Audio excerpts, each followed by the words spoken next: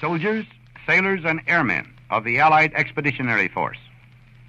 You are about to embark upon the great crusade toward which we have striven these many months. The eyes of the world are upon you. The hopes and prayers of liberty-loving people everywhere march with you.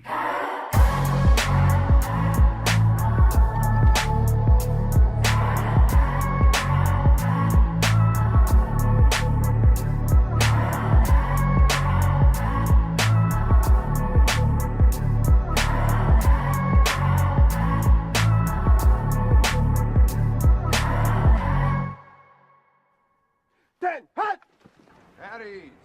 Come on, gather round. That's an order, jumpers. Smoke them if you got them. Anybody here from Kansas? I'm from Kansas, sir. Yeah. Hey, go get them Jayhawks. You bet, sir. Look out, Hitler, here we come.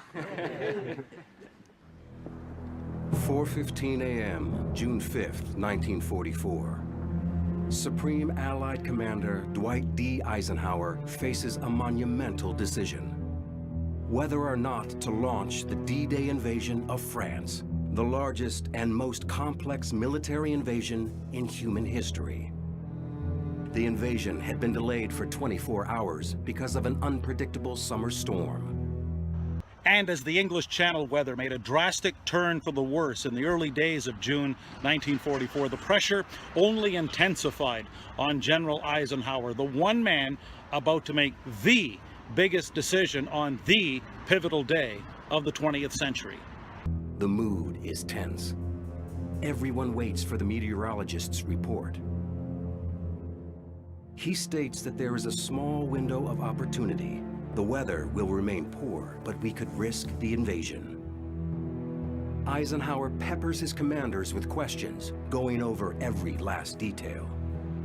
Meanwhile, General Eisenhower agonized privately over what was at stake if the Allies failed to invade that first week of June in 1944. Secrecy would be lost, the mission could be compromised, the troops would all have to be unloaded, disembarked, and then certainly morale would drop, and morale would also be affected on the home front in the British Isles and America as well. Plus, waiting even just one more month would have given German Field Marshal Erwin Rommel ample time to further strengthen the Nazi fortifications. Plus, when you consider the Germans were leading the way in the development of certain secret weapons, such as long-range rockets and jet fighters. These were weapons that could have very seriously prolonged the war for at least another year or two.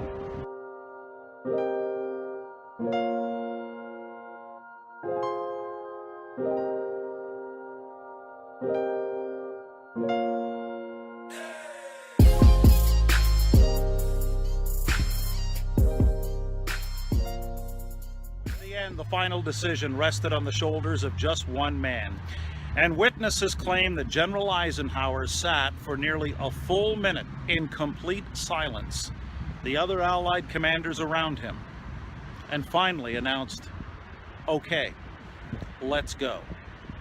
In his own way, General Dwight D. Eisenhower personifies what it means to burn the boats, the biggest leap of faith you can imagine, upon which hinged the fate of the entire free world.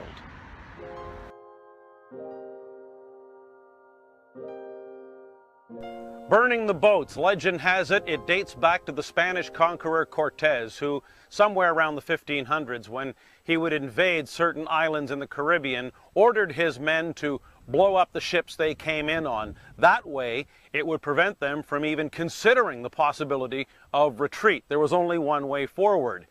Now, on June 6, 1944, D-Day, the fighting was at its heaviest, casualties were at their highest right here, the American sector called Omaha Beach. And you can see from the German fortifications in the cliffs behind us why it was such an imposing defensive position and why the Allies had such trouble maintaining this particular beach.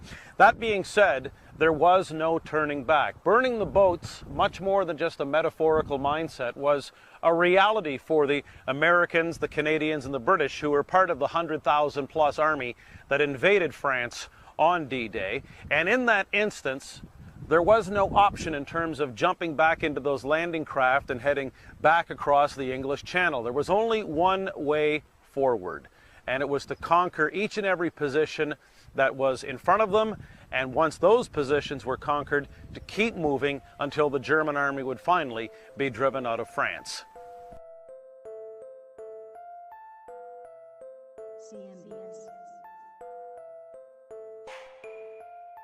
Burning the boats is an incredibly powerful metaphor on both a personal and professional level as well.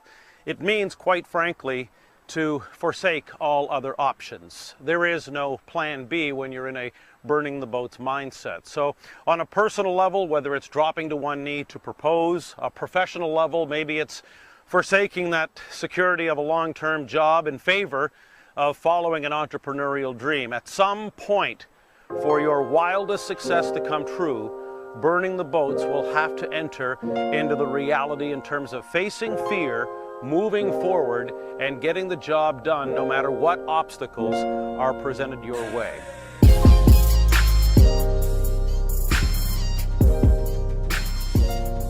Your task will not be an easy one. Your enemy is well trained, well equipped, and battle hardened. He will fight savagely. But this is the year 1944. Much has happened since the Nazi triumphs of 1940-41. The United Nations have inflicted upon the Germans great defeats in open battle, man to man. Our air offensive has seriously reduced their strength in the air and their capacity to wage war on the ground. Our home fronts have given us an overwhelming superiority in weapons and munitions of war, and placed at our disposal great reserves of trained fighting men. The tide has turned. The free men of the world are marching together to victory. I have full confidence in your courage, devotion to duty, and skill in battle. We will accept nothing less than full victory. Good luck. Our landings on the French coast have failed to gain a satisfactory foothold, and I have withdrawn the troops. My decision to attack at this time and place was based upon the best information available. If any blame or fault attaches to the attempt, it is mine alone.